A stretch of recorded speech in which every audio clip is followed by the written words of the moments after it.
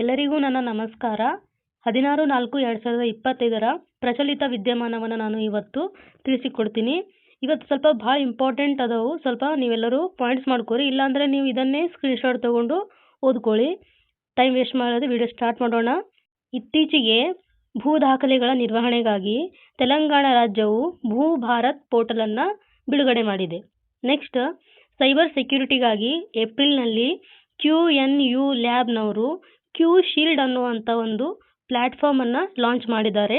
ನೋಡಿ, QNU ಲ್ಯಾಬ್ದವರು ಯಾವ ಒಂದು ಪ್ಲ್ಯಾಟ್ಫಾರ್ಮನ್ನು ಲಾಂಚ್ ಮಾಡಿದ್ದಾರೆ ಅಂತ ಕೇಳ್ಬೋದು. ಇಲ್ಲಾಂದರೆ ಸೈಬರ್ ಸೆಕ್ಯೂರಿಟಿಗಾಗಿ ಯಾವ ಒಂದು ಪ್ಲ್ಯಾಟ್ಫಾರ್ಮ್ ಇದೆ ಅಂತ ಕೇಳ್ಬೋದು. Answer Q shield. ನೆಕ್ಸ್ಟ್, ಭಾರತದ ಪ್ರಪ್ರಥಮ ಬಾವಲಿ ಮೇಲ್ವಿಚಾರಣೆ ಸಿಸ್ಟಮ್ನ ಹೆಸರು ಯಾವುದು ಅಂದರೆ ಬ್ಯಾಟ್ ಎಕೋಮಾನ್ ಅಂಥೇಳಿ. ಇದನ್ನು Indian institute for human settlements Bengaluru ಈ ಸಂಸ್ಥೆ ಬಿಡುಗಡೆ ಮಾಡಿದೆ. ಈ ಸಂಸ್ಥೆಗೆ ಶಾರ್ಟಲ್ಲಿ IIHS ಅಂತ ಕರೀತಾರೆ. ಇದು ಇಂಪಾರ್ಟೆಂಟ್ ನೋಡಿ, ಯಾಕಂದರೆ ಪ್ರಪ್ರಥಮ ಅಂತಂದ್ರೆ ಈ ಸಲ ರೀಸೆಂಟ್ಲಿ ಆಗಿದ್ದು. ಇದು ನ್ಯೂಸಲ್ಲಿ ಇದೆ, ಅಂದರೆ ಎಕ್ಸಾಮ್ಗೆ ಬರೋ ಚಾನ್ಸಸ್ ಇರುತ್ತೆ. ನೆಕ್ಸ್ಟ್ ನೋಡಿ, ಇದನ್ನು ಯಾರು ಡೆವಲಪ್ ಮಾಡಿದ್ದಾರೆ ಅಂತಂದರೆ ಕಾದಂಬರಿ ದೇಶಪಾಂಡೆ, ವೇದಾಂತ್ ಬರ್ಜೆ, ಇವರಿಬ್ಬರು ಜಗದೀಶ್ ಕೃಷ್ಣಸ್ವಾಮಿ ಅವರ ಸಮ್ಮುಖದಲ್ಲಿ ಇದನ್ನು ಡೆವಲಪ್ ಮಾಡಿದ್ದಾರೆ. ಬ್ಯಾಟ್ ಎಕೋಮಾನ್ ಇದರ ಒಂದು ಫುಲ್ ಫಾರ್ಮ್ ನೋಡಿದರೆ ಬ್ಯಾಟ್ ಎಕೋ ಮಾನಿಟರಿಂಗ್ ಅಂತ ಇದರ ಅರ್ಥ.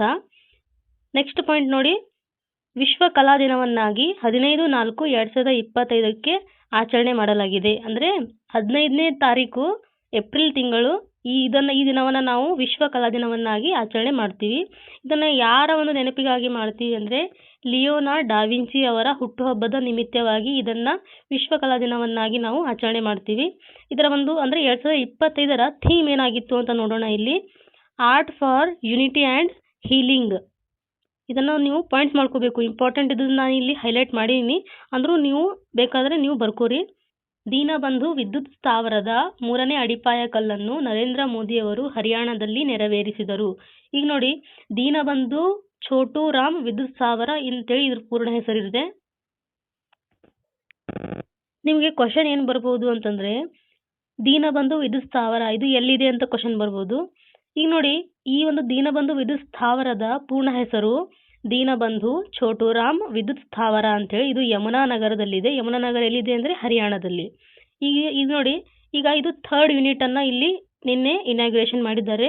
ಇದು ಟೋಟಲ್ 800 ಮೆಗಾವ್ಯಾಟ್ ಎಲೆಕ್ಟ್ರಿಸಿಟಿಯನ್ನು ಉತ್ಪಾದನೆ ಮಾಡುತ್ತೆ.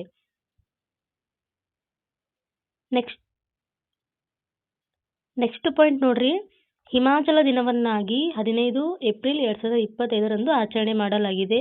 ಈಗ ಇದನ್ನು ಯಾಕೆ ಆಚರಣೆ ಮಾಡ್ತಾರೆ ಅಂತಂದರೆ 15ನೇ ಏಪ್ರಿಲ್ ದಿನದಂದೇ ಅಂದರೆ 15/4/1948 ನಮ್ಮ ಹಿಮಾಚಲ ಒಂದು ರಾಜ್ಯವನ್ನು ಕೇಂದ್ರಾಡಳಿತ ಪ್ರದೇಶವನ್ನಾಗಿ ಮಾಡಲಾಗಿತ್ತು. ಅದರ ಒಂದು ಸವಿನೆನಪಿಗಾಗಿ ಈ ದಿನವನ್ನು ಹಿಮಾಚಲ ದಿನವನ್ನಾಗಿ ಆಚರಣೆ ಕೂಡ ಮಾಡ್ತಾರೆ. ನೆಕ್ಸ್ಟ್ ನೋಡ್ರಿ, Monte Carlo masters 2025ರ ಟೂರ್ನಮೆಂಟ್ನ ವಿಜೇತರಾಗಿ Carlos Alcaraz ಆಗಿದ್ದಾರೆ. ಇವರು ಸ್ಪೇನ್ ಒಂದು ರಾಷ್ಟ್ರದವರಾಗಿದ್ದಾರೆ. ಈಗ ಇದರಲ್ಲಿ ರನ್ನರ್ ಅಪ್ ಯಾರಾಗಿದ್ರು ಅಂತಂದರೆ ಲಾರೆನ್ಸೋ ಅನ್ನೋರು. ನೆಕ್ಸ್ಟ್ ಪಾಯಿಂಟ್, 2025ರಲ್ಲಿ ಬಿಹಾರದಲ್ಲಿ ನಡೆಯುವ 7ನೇ ಆವೃತ್ತಿಯ ಖೇಲೋ ಇಂಡಿಯಾದ ಮ್ಯಾಸ್ಕಾಟ್ ಗಜಸಿಂಹವಾಗಿದೆ.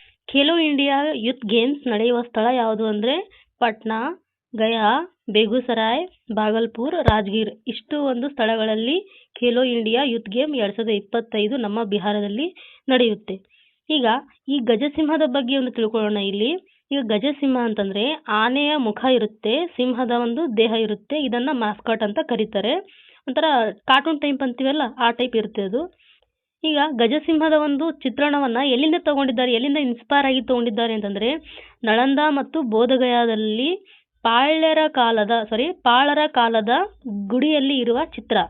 ಈ ಚಿತ್ರವನ್ನು ಆಧಾರವನ್ನಾಗಿ ಇಟ್ಕೊಂಡೇ ಆ ಒಂದು ಮ್ಯಾಸ್ಕಾಟನ್ನು ತಯಾರು ಮಾಡಿದ್ದಾರೆ. ಓಕೆ, ಕ್ವಶನ್ ಬರ್ಬೋದು, ಯಾರ ಒಂದು ಕಾಲದ ಒಂದು ಚಿತ್ರವನ್ನು ಈ ಸಲ ಖೇಲೋ ಇಂಡಿಯಾ ಯೂತ್ ಗೇಮ್ನಲ್ಲಿ ಮ್ಯಾಸ್ಕಾಟ್ ಆಗಿ ಬಳಸಿದ್ದಾರೆ ಅಂತ ಕೂಡ ಕ್ವಶನ್ ಬರ್ಬೋದು. ಓಕೆ, ನೆಕ್ಸ್ಟ್ ನೋಡ್ರಿ, ದೀಘಾನಲ್ಲಿ ಜಗನ್ನಾಥ ಮಂದಿರವನ್ನು 30 ಏಪ್ರಿಲ್ 2025 ಮಮತಾ ಬ್ಯಾನರ್ಜಿ ಅವರು ಉದ್ಘಾಟಿಸಲಿದ್ದಾರೆ. ಈಗ ಇದು ಎಲ್ಲಿ ಬರುತ್ತೆ ದೀಘಾ ಅಂದರೆ ಪಶ್ಚಿಮ ಬಂಗಾಳ. ಯಾಕಂದರೆ ಪಶ್ಚಿಮ ಬಂಗಾಳದ ಒಂದು ಮುಖ್ಯಮಂತ್ರಿ ಆಗಿದ್ದಾರೆ ಮಮತಾ ಬ್ಯಾನರ್ಜಿ ಅವರು. ನೆಕ್ಸ್ಟ್ ನೋಡ್ರಿ, ಇಕ್ವೆಡಾರ್ನ ಪ್ರೆಸಿಡೆನ್ಷಿಯಲ್ ಎಲೆಕ್ಷನನ್ನು ಡ್ಯಾನಿಯಲ್ ನೋಬೋವಾ ಅವರು ಜಯಿಸಿದ್ದಾರೆ. ಅಂದರೆ ಇತ್ತೀಚೆಗೆ ಏನಾದರೂ ಕ್ವಶನ್ ಕೇಳಿದ್ರೆ ಕೇಳ್ಬೋದು, ಇಕ್ವೆಡಾರ್ನ ಪ್ರೆಸಿಡೆಂಟ್ಸ್ ಯಾರು ಅಂತ ಕೇಳಿ ಕ್ವಶನ್ ಬರ್ಬೋದು. ಕ್ಯಾಟಿ ಪೆರಿ ಅನ್ನೋ ಒಂದು ಮಹಿಳೆ, ಅವರೊಬ್ಬರು ಸಿಂಗರ್, ಫೇಮಸ್ ಸಿಂಗರ್. ಅವ್ರ ಜೊತೆಗೆ 5 ಮಹಿಳೆಯರು, ಟೋಟಲ್ 6 ಜನ ಮಹಿಳೆಯರು ಏನು ಮಾಡಿದ್ದಾರೆ, ಪ್ರಪ್ರಥಮವಾಗಿ ಬಾಹ್ಯಾಕಾಶದಲ್ಲಿ ಟೂರಿಗೆ ಹೋಗಿದ್ದಾರೆ. ಓಕೆ, ನೆಕ್ಸ್ಟ್ ಪಾಯಿಂಟ್ ನೋಡ್ರಿ. ನಿನ್ನೆ ನಿಮಗೆ ನಾನು ಇದ್ರ ಬಗ್ಗೆ ಹೇಳಿದ್ದೆ, ಬ್ರಿಕ್ಸ್ ಬಗ್ಗೆ. ಈಗ ನೋಡ್ರಿ, 5th ಬ್ರಿಕ್ಸ್ ಅಂದರೆ 15ನೇ ಬ್ರಿಕ್ಸ್ ಕೃಷಿ ಸಚಿವರ ಸಭೆ ಯಾವಾಗಿದೆ ಅಂದರೆ 17/4/2025 ಇದೆ. ಈ ಕ್ವಶನ್ ಆನ್ಸರ್ ಮಾಡ್ರಿ ನೋಡೋಣ.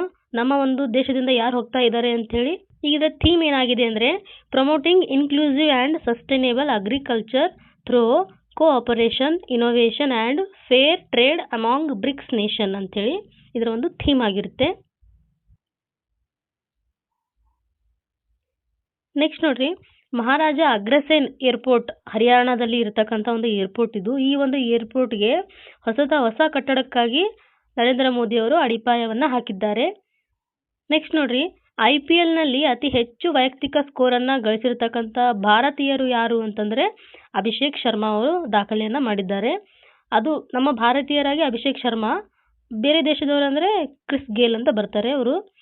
ನೆಕ್ಸ್ಟ್ ನೋಡಿ, ಏರ್ಪೋರ್ಟ್ ಕೌನ್ಸಿಲ್ ಇಂಟರ್ನ್ಯಾಷನಲ್ ವರ್ಲ್ಡ್ ಇದರ ಒಂದು ರಿಪೋರ್ಟ್ನ ಪ್ರಕಾರ ಇಡೀ ಜಗತ್ತಿನಲ್ಲಿ ಬ್ಯುಸಿಯೆಸ್ಟ್ ಏರ್ಪೋರ್ಟ್ನಲ್ಲಿ ನಮ್ಮ ದೇಶದಿಂದ ಯಾವುದು ಬಂದಿದೆ ಅಂದರೆ, ರ್ಯಾಂಕಲ್ಲಿ ಯಾವುದು ಬಂದಿದೆ ಅಂದರೆ ದೆಹಲಿಯ ಏರ್ಪೋರ್ಟ್ ಬಂದಿದೆ. ಅಂದರೆ ಅತಿ ಹೆಚ್ಚು ರ್ಯಾಂಕಲ್ಲಿ ಇದೆ, ಅಂದರೆ ಅತಿ ಹೆಚ್ಚು ಬ್ಯುಸಿ ಇರ್ತಕ್ಕಂಥ ಏರ್ಪೋರ್ಟಲ್ಲಿ ಅದು ಕೂಡ ಒಂದಾಗಿದೆ. ಎಷ್ಟನೇ ರ್ಯಾಂಕ್ ಪಡೆದಿದೆ ಅಂದರೆ 9ನೇ ರ್ಯಾಂಕ್ ಪಡೆದಿದೆ. ಹಾಗಾದರೆ ಫಸ್ಟ್ ಸೆಕೆಂಡ್ ಯಾವುದು ಬಂದಿದೆ ಅಂತ ನೋಡೋಣ. ರ್ಯಾಂಕ್ 1 ಅಟ್ಲಾಂಟಾದ ಒಂದು ಏರ್ಪೋರ್ಟ್ ಬಂದಿದೆ. ಅದು ಎಲ್ಲಿದೆ ಅಂದರೆ USA. ರ್ಯಾಂಕ್ 2 ದುಬೈ ಎಲ್ಲಿದೆ ಅಂದರೆ UAE ಅಂದರೆ ಯುನೈಟೆಡ್ ಅರಬ್ ಎಮಿರೇಟ್ಸ್ ಅಂತೇಳಿ. ನೆಕ್ಸ್ಟ್ ನೋಡಿ, ಮಹಾರಾಷ್ಟ್ರದ ವಿದರ್ಭ ಏರ್ಪೋರ್ಟ್ ಉದ್ಘಾಟನೆಯಾಗಿದೆ. ನೆಕ್ಸ್ಟ್, ಉತ್ತರ ಪ್ರದೇಶದ ರಾಜ್ಯಪಾಲರಾದ ಆನಂದಿಬೆನ್ ಪಟೇಲ್ ಅವರು ಮೋದಿಯವರನ್ನು ಭೇಟಿ ಮಾಡ್ತಾರೆ. ಕ್ವಶನ್ ಬರ್ಬೋದು, ಉತ್ತರ ಪ್ರದೇಶದ ರಾಜ್ಯಪಾಲರು ಯಾರು ಅಂತ ಬರ್ಬೋದು, ಆನಂದಿಬೆನ್ ಪಟೇಲ್. ನೆಕ್ಸ್ಟ್ ನೋಡ್ರಿ, IGNCAನಲ್ಲಿ ಸಾಂಸ್ಕೃತಿಕ 5ವ ಅಧ್ಯಾಯ ಎಂಬ ಭಾಷಣಗಳ ಸಂಕಲನವನ್ನು 18/4/2025 ಮೋದಿಯವರು ಬಿಡುಗಡೆ ಮಾಡಲಿದ್ದಾರೆ. ಇದು ಕ್ವಶನ್ ಬರ್ಬೋದು, ಭಾಷಣಗಳ ಸಂಕಲನ ಹೆಸರು ಏನಾಗಿತ್ತು ಅಂತ ಕ್ವಶನ್ ಬರ್ಬೋದು. ಯಾವುದು? ಸಾಂಸ್ಕೃತಿಕ 5ವ ಅಧ್ಯಾಯ, ಅಂದರೆ ಸಂಸ್ಕೃತಿಯ ಬಗ್ಗೆ ಇದೆ ಇದು.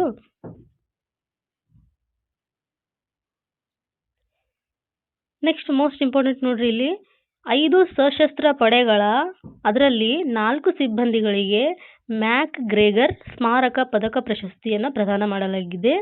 ನೆಕ್ಸ್ಟ್ ಇದರಲ್ಲಿ ಯಾರ್ಯಾರು ಪ್ರೈಸ್ ತೊಗೊಂಡಿದ್ದಾರೆ ಅಂತ ನೋಡ್ರಿ. ಇಲ್ಲಿ ಕ್ಯಾಪ್ಟನ್ ಎಫಿ ಯಂಗ್ ಹಸ್ಬೆಂಡ್ ಅಂತ ಹೇಳಿ, ನೆಕ್ಸ್ಟ್ ಮೇಜರ್ ಜನರಲ್ ಓಡೆ ಚಾರ್ಲ್ಸ್ ವಿಂಗೆಟ್ ಅಂತ ಹೇಳಿ, ನೆಕ್ಸ್ಟ್ ಮೇಜರ್ ಜಡ್ಸಿ ಬಕ್ಷಿ ಅಂತೇಳಿ, ನೆಕ್ಸ್ಟ್ ಕರ್ನಲ್ ನರೀಂದರ್ ಕುಮಾರ್ ಅಂತೇಳಿ. ಈಗ ನೋಡ್ರಿ, ನರೀಂದರ್ ಕುಮಾರ್ ಅವರು ಸಿಯಾಚಿನ್ ಹಿಮನದಿಯ ಪರಿಶೋಧನೆಗಾಗಿ ಇವರಿಗೆ ಕೊಡಲಾಗಿದೆ. ನೆಕ್ಸ್ಟ್ ನೋಡಿ,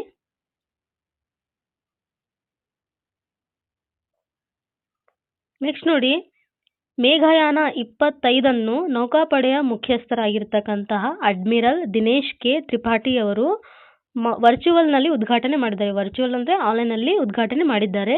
ನೆಕ್ಸ್ಟ್ ನೋಡ್ರಿ, ವರ್ಲ್ಡ್ ಆಡಿಯೋ ವಿಜುವಲ್ ಎಂಟರ್ಟೈನ್ಮೆಂಟ್ ಅಂದರೆ ನಿನ್ನೆ ನಾನು ಹೇಳಿದ್ನಲ್ಲ ವೇವ್ಸ್ ಅಂತೇಳಿ, ವೇವ್ ಶೃಂಗಸಭೆ 2025ಕ್ಕೆ 7 ಫೈನಲಿಸ್ಟ್ಗಳನ್ನು ಆಯ್ಕೆ ಮಾಡಲಾಗಿದೆ. ಓಕೆ, 175 ತಂಡಗಳಿದ್ವು, ಅದರಲ್ಲಿ 7 ಫೈನಲಿಸ್ಟ್ ತಂಡಗಳನ್ನು ಆಯ್ಕೆ ಮಾಡಿದ್ದಾರೆ. ಅಲಹಾಬಾದ್ನ ಹೈಕೋರ್ಟ್ನ ನ್ಯಾಯಾಧೀಶರಾಗಿ ಶ್ರೀ ಜಿತೇಂದ್ರ ಕುಮಾರ್ ಸಿನ್ಹಾ, ಅನಿಲ್ ಕುಮಾರ್, ಸಂದೀಪ್ ಜೈನ್, ಅವನೀಶ್ ಸಕ್ಸೇನಾ, ಮದನ್ ಪಾಲ್ ಸಿಂಗ್, ಹರ್ವೀರ್ ಸಿಂಗ್ ಅವರನ್ನು ರಾಷ್ಟ್ರಪತಿಗಳು ನೇಮಕ ಮಾಡಲಿದ್ದಾರೆ ಅಂತೇಳಿ PIBನಲ್ಲಿ ನ್ಯೂಸ್ ಇದೆ. The ministry of parliamentary affairs inaugurated Swachhata Pakhwada, ಅಂದರೆ ಸಂಸದೀಯ ವ್ಯವಹಾರಗಳ ಸಚಿವಾಲಯವು ಸ್ವಚ್ಛತಾ ಪಕ್ವಾಡವನ್ನು ಇನ್ಯಾಗ್ಯುರೇಟ್ ಅಂದರೆ ಉದ್ಘಾಟನೆ ಮಾಡಿದ್ದಾರೆ. ಮಿಷನ್ ಕರ್ಮಯೋಗಿ ಅಡಿಯಲ್ಲಿ ಆಯುಷ್ ಸಚಿವಾಲಯವು ರಾಷ್ಟ್ರೀಯ ಕರ್ಮಯೋಗಿ ಜನಸೇವಾ ಕಾರ್ಯಕ್ರಮವನ್ನು ಆಯೋಜನೆ ಮಾಡಲಾಗಿತ್ತು. ನೋಡ್ರಿ, ನಾನು ಇನ್ನಿದು ಎಲ್ಲ ಒಂದು ನ್ಯೂಸನ್ನು ನಾನು ಆಲ್ಮೋಸ್ಟ್ ಕವರ್ ಮಾಡಿದ್ದೀನಿ. ದಿನಾಲು ಇನ್ಮೇಲಿಂದ 11 ಗಂಟೆ ಒಳಗಡೆ ನಿಮಗೆ ಡೈಲಿ ಕರೆಂಟ್ ಅಫೇರ್ಸ್ ಬರುತ್ತೆ. ಆದರೆ ಇವತ್ತೇ ಹಾಕೋಕ್ಕಾಗೋದಿಲ್ಲ, ಯಾಕಂದರೆ ಎಲ್ಲ ಒಂದು ನ್ಯೂಸ್ ಪೇಪರ್ ನೋಡಬೇಕು, ಎಲ್ಲ ವೆಬ್ಸೈಟ್ ನೋಡಿ ನಿಮಗೆಲ್ಲ ಪಾಯಿಂಟ್ಸ್ ಮಾಡಿ ಹೇಳಬೇಕಂದ್ರೆ ಟೈಮ್ ತೊಗೊಳುತ್ತೆ. ಈ ಕರೆಂಟ್ ಅಫೇರ್ಸ್ ನಿಮ್ಗೆ ಏನಾದರೂ ಇಂಪಾರ್ಟೆಂಟ್ ಅನ್ನಿಸ್ತಾ ಇದೆಯಾ, ಏನಾದರೂ ಯೂಸ್ ಆಗ್ತಾ ಇದೆಯಾ, ಅಥವಾ ಏನಾದರೂ ಚೇಂಜ್ ಮಾಡಬೇಕಾ ಅಂತೇಳಿ ಸ್ವಲ್ಪ ಕಮೆಂಟಲ್ಲಿ ತಿಳಿಸ್ಕೊಡಿ. ಸಬ್ಸ್ಕ್ರೈಬ್ ಮಾಡಿ ಅಂತ ನಾನು ಹೇಳೋದಿಲ್ಲ, ಕ್ವಾಲಿಟಿ ಕಂಟೆಂಟ್ ಇದ್ದರೆ ನೀವೇ ಮಾಡ್ತೀರಿ. Okay, thank you. ಮತ್ತೆ ಸಿಗೋಣ ನೆಕ್ಸ್ಟ್ ವಿಡಿಯೋ ಜೊತೆ.